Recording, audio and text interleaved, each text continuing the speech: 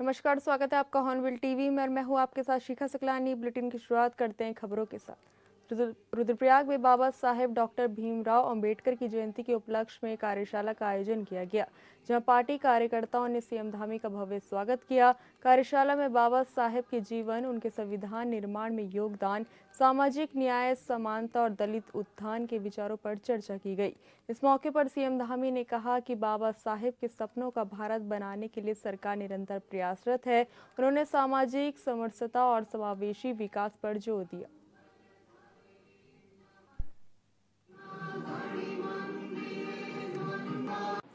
एक के बाद एक, एक के बाद एक, एक के बाद एक हमारे यहाँ आपदा आती है। चेनागाड़ में भी आपदा आई थी, तमाम जगह पर हमारे यहाँ रुद्रप्रयाग में बड़ी आपदा आई, उत्तरकाशी में आई, चमोली में आई, पौड़ी जनपद में आई, बागेश्वर में आपदा आई, देहरादून में आपदा आई। जहां भी आपदा आई थी उसके बीच में भी हम सबका मनोबल बढ़ाने के लिए, हम सबको सहायता देने के लिए, हमारा प्रोत्साहन करने के लिए हमारे बीच में पहुंचते हैं।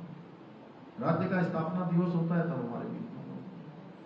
अब उन्होंने हमको ये इकोनॉमिक कॉरिडोर क्रिएट किया है। जल्दी जो है अन्य योजनाएं भी अभी और देने वाले हैं। सड़कों का ये 4 धाम और बेहतर रोडें हो गई, अभी इसी के कर्णप्रयाग रेल लाइन पहुंच रही है आने वाले समय में। जितना कहें, जितना पहले पूरे देश का एक बड़ी महत्वपूर्ण बात है, जितना पहले पूरे देश का इंफ्रास्ट्रक्चर का बजट होता था, इंफ्रास्ट्रक्चर माने कि अवसंरचना का, निर्माण कार्यों का, परियोजनाओं का 2 लाख करोड़ 2014 से पहले उतना बजट, उससे ज्यादा बजट आज केवल हमारे उत्तराखंड में है। भारत सरकार से 2.25 करोड़ की, तो ये सब हमारे प्रधानमंत्री जी का है। तो मैं प्रधानमंत्री जी का धन्यवाद करता हूं कि उन्होंने शुभ दिन, जिस दिन बैसाखी का दिन भी था, बाबा साहब की जयंती भी थी,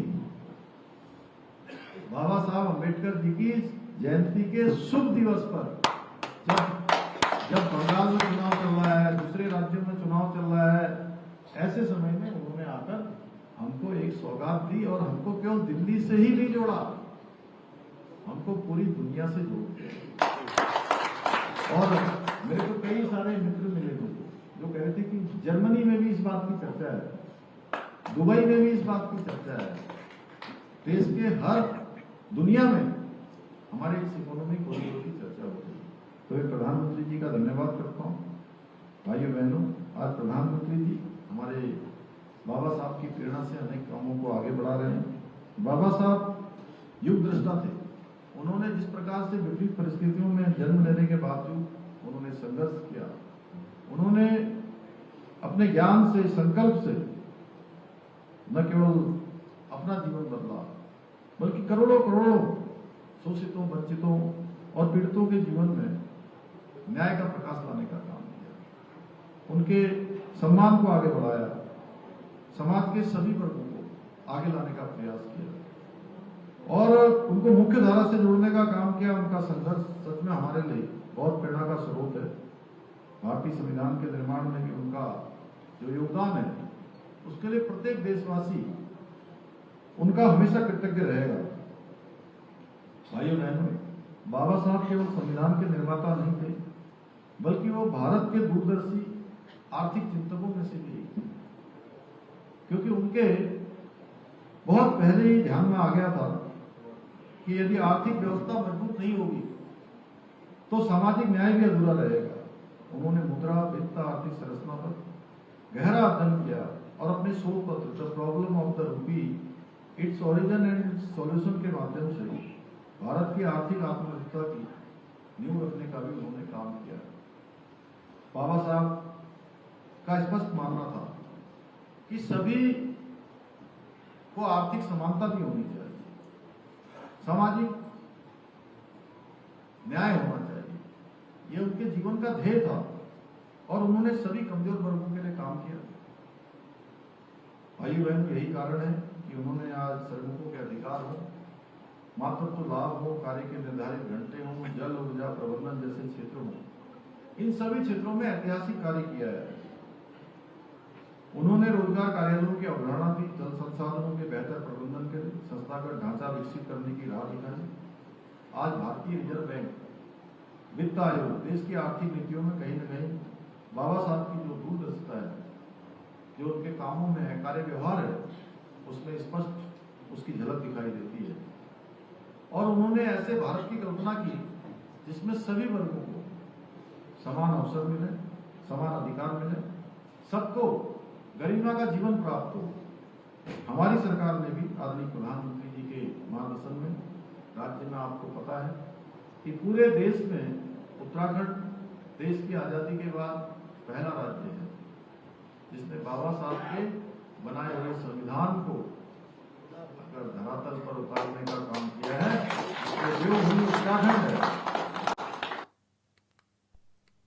देहरादून दिल्ली एक्सप्रेसवे का उद्घाटन प्रधानमंत्री मोदी कर चुके हैं, जिसके बाद बीजेपी नेताओं का कहना है कि इससे पर्यटन क्षेत्र में बढ़ोतरी होगी और दिल्ली आना जाना भी आसान हो जाएगा। चारधाम यात्रा और नारी शक्ति वंदन अधिनियम को लेकर भी कैबिनेट मंत्री खजान दास से हॉर्नबिल टीवी ने की खास बातचीत।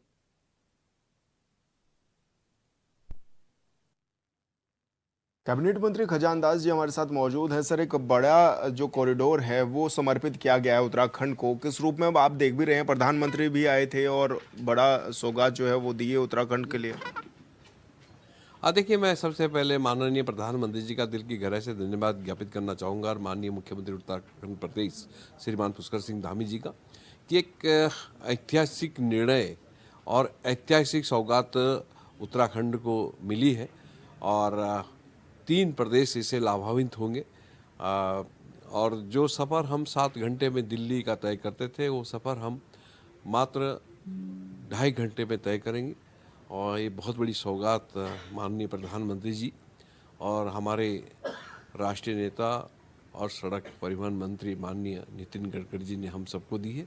और जब जब माननीय प्रधानमंत्री जी उत्तराखंड आते हैं तो कुछ न कुछ सौगात दे के जाते हैं। ये बहुत बड़ी उपलब्धि हम सबके लिए और मैं प्रधानमंत्री जी का दिल की गहराई से धन्यवाद ज्ञापित करना चाहूँगा। और जो उत्साह का वातावरण उनके आने पर उत्तराखंड के जनमानस को मिलता है और एक खुशी की लहर होती है, उसके लिए मैं आम जनमानस का धन्यवाद ज्ञापित करना चाहूँगा। नारी शक्ति वंदन अधिनियम को जिस तरह से लेकर के आए हैं और अब पास कराने की बात भी जिस तरह से चली कि 33% तक आरक्षण महिलाओं को मिलेगा, किस तरह की भागीदारी आप देखते हैं महिलाओं की बढ़ेगी इस दौरान? देखिए, ये भारत की संस्कृति का एक अभिन्न अंग है नारी शक्ति को बढ़ावा देने के लिए।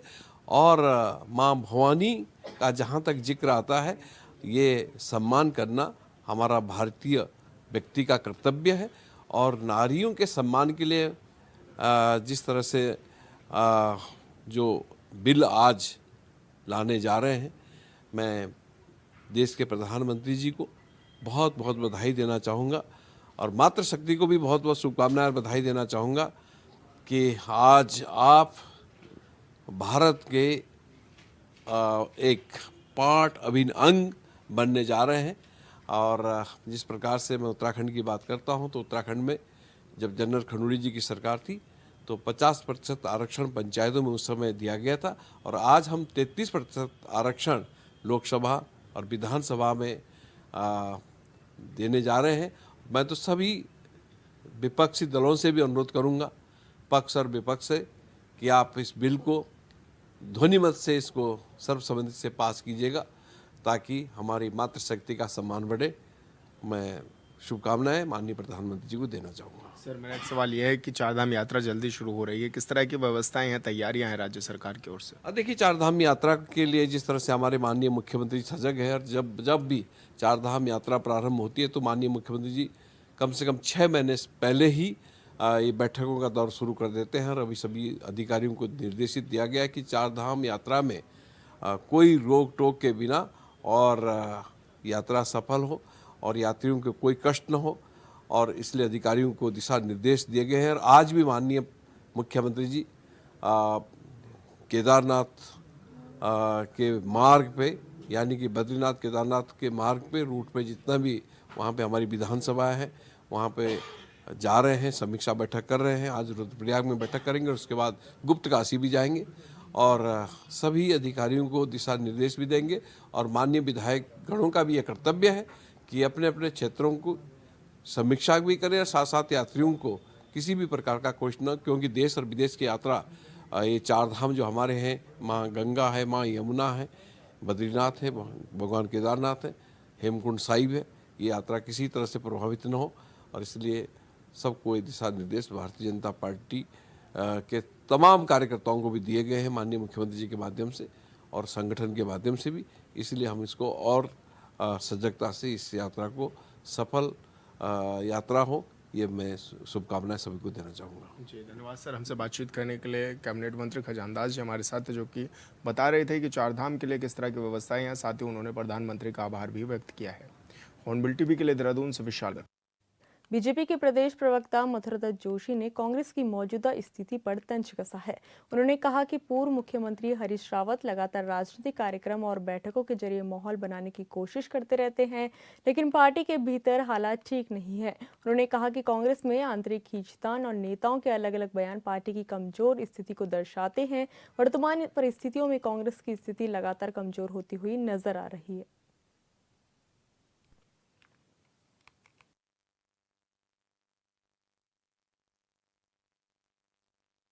माननीय हरीश रावत जी पार्टियां देते रहते हैं और बुलाते रहते हैं लोगों को, लेकिन वर्तमान में अगर हम देखें परिप्रेक्ष्य में तो पूरी पार्टी का ही प्याज काट रखा है उन्होंने। तो कौन उनका खरबूजा काटेगा, कौन उनका खरबूजा खाएगा, कौन उसका आनंद लेगा, ये एक अलग बात है।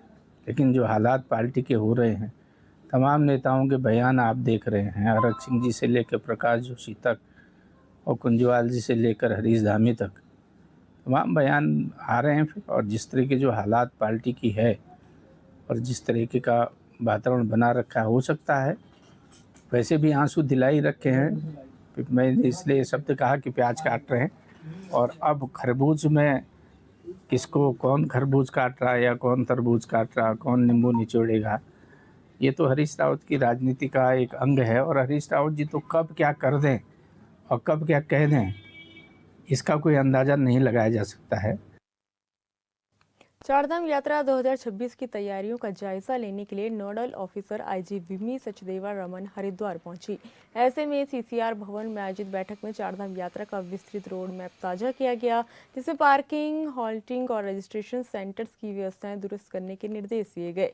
यात्रा मार्ग और पड़ाव स्थलों पर मूलभूत सुविधाएं सुनिश्चित करने पर जोर दिया गया। इसके अलावा हरिद्वार में तैनात होने वाले पुलिस बल की समीक्षा भी की गई।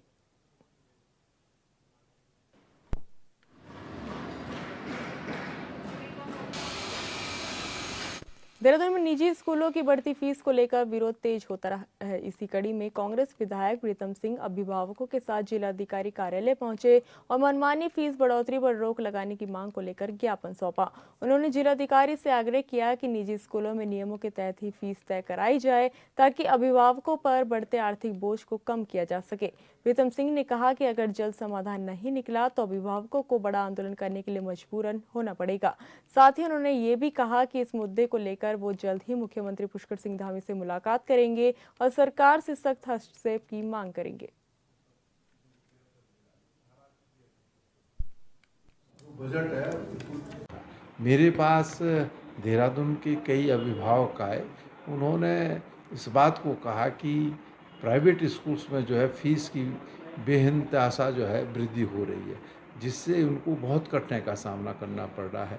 हर व्यक्ति की स्थिति ये तो नहीं है कि वो जो प्राइवेट स्कूल है वो फीस वृद्धि का भार वहन कर सके। कुछ लोग होते हैं जिन्हें फ़र्क नहीं पड़ता, लेकिन ज़्यादातर लोग ऐसे हैं जिनको फ़र्क पड़ता है।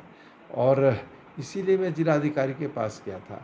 जिलाधिकारी ने कहा कि वैसे तो कोई इस प्रदेश के अंदर कानून नहीं है, कोई व्यवस्था नहीं है कि हम इनको सुव्यवस्थित कर सकें।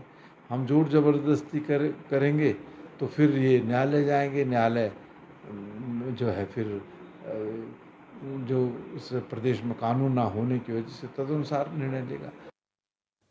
बीजेपी के प्रदेश प्रवक्ता कुंवर जपेंद्र सिंह ने मानव श्रृंखला कार्यक्रम को लेकर कांग्रेस पर दुष्प्रचार का आरोप लगाया। उन्होंने कहा कि छात्रों की जबरन भागीदारी को लेकर जो बातें कही जा रही है वो पूरी तरह निराधार है और सरकार को बदनाम करने की साजिश है। जपेंद्र सिंह ने कहा कि कार्यक्रम में बड़ी संख्या में लोग स्वच्छता से शामिल हुए, जिसमें बच्चे, बुजुर्ग और महिलाएं भी थी, जो प्रधानमंत्री नरेंद्र मोदी की एक झलक पाने के लिए पहुंचे थे। उन्होंने कहा कि शहर में उत्सव जैसा माहौल था, स्थानीय लोग खुद आगे बढ़कर पानी और अन्य व्यवस्थाएं करते नजर आए।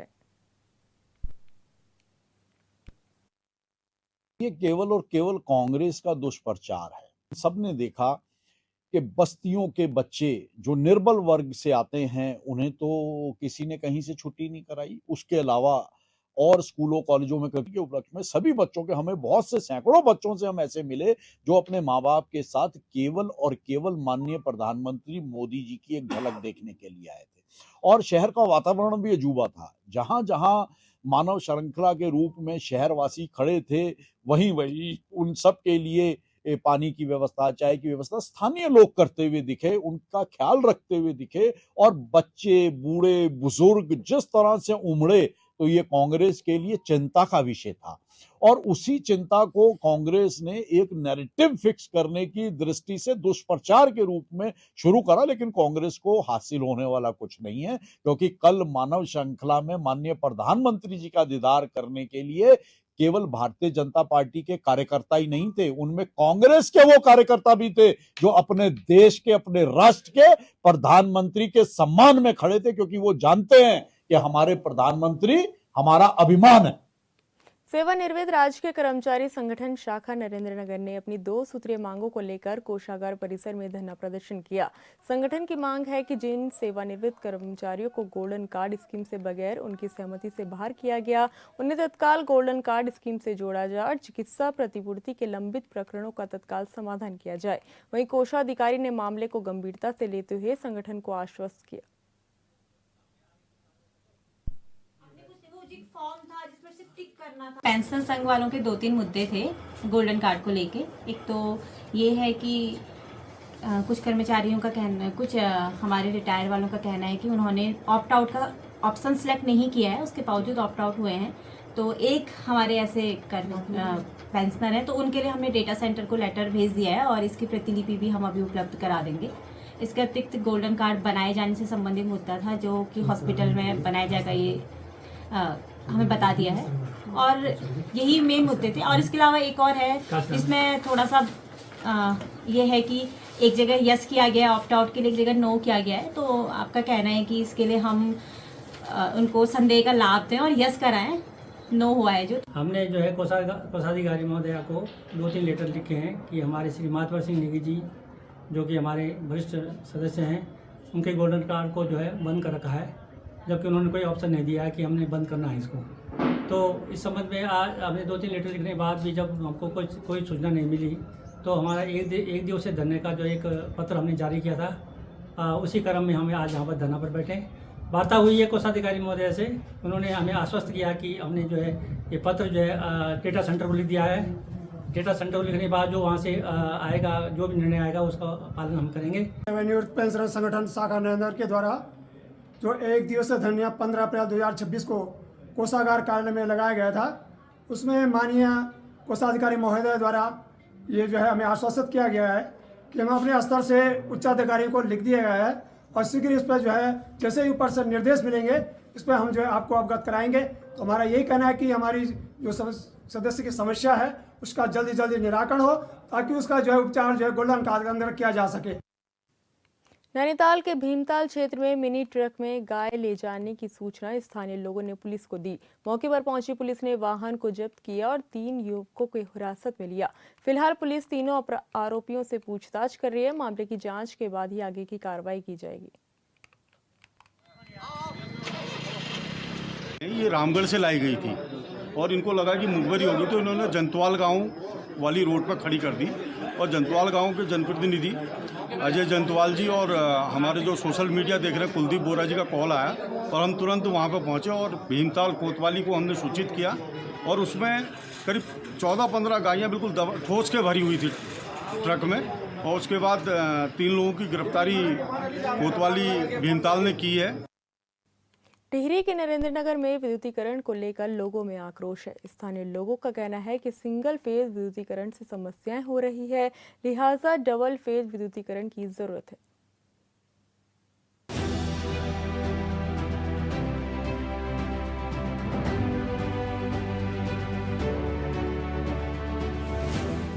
ऋषिकेश गंगोत्री राष्ट्रीय राजमार्ग का जाना माना हिल स्टेशन आगरा खाल में 3 किलोमीटर आगे मार्केट के रूप में विकसित होते भिन्नू बस्ती के नागरिकों की शिकायत है कि सिंगल फेज विद्युतीकरण से उनकी समस्याएं बढ़ती चली जा रही हैं। उनकी मांग है कि भिन्नू में डबल फेज विद्युतीकरण किया जाए, क्योंकि सिंगल फेज के कारण यहाँ पर लोगों को लाइट संबंधी समस्याओं से जूझना पड़ रहा है। जो भिन्नू है NH 94 पे आगरा खाल के पास है, इसमें विगत 10 सालों से लगातार विस्तारीकरण हो रहा है। यहाँ पे नए नए मकान बन रहे हैं, भवन बन रहे हैं, और इतने सालों में यहाँ पे केवल एक सिंगल लाइन चल रही है। तब यहाँ पे केवल 10 या 20 कनेक्शन थे, लेकिन आज की डेट पे कनेक्शन 40-50 तक हो चुके हैं। और लगातार हमें जब यहाँ देखते हैं वेल्डिंग का काम हो तो पर्याप्त बिजली नहीं होती है, हमें गीजर चलाने हो, लाइट शाम को लगभग डिम हो जाती है, सर्दियों में जब हीटर लगते हैं तो हमें प्रॉपर लाइट नहीं मिल पाती। इसलिए मेरे विभाग से निवेदन है, अनुरोध है कि यहाँ पे डबल फेज किया जाए, जिससे कि ये विस्तारीकरण मार्केट है और हम सबको सही वोल्टेज प्राप्त हो सके। भिन्नू बस्ती के नागरिकों का कहना है कि गर्मी शुरू हो गई है। रात के समय लाइट इतनी डिम हो जाती है कि स्कूली बच्चों को पढ़ने में दिक्कतें पैदा हो जाती हैं।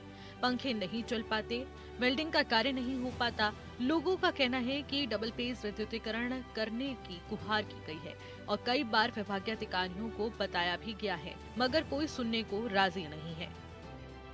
स्थानीय लोगों की मांग है कि बस्ती और मार्केट के रूप में विकसित हो रहे भिन्नू बस्ती की विद्युत समस्या के समाधान के लिए यहाँ पर डबल फेज विद्युतीकरण किया जाए।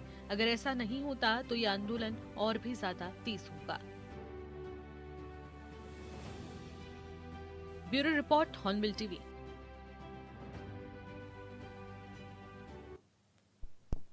फिलहाल इस बुलेटिन में इतना ही। आप देखते रहिए हॉर्नबिल टीवी। नमस्कार।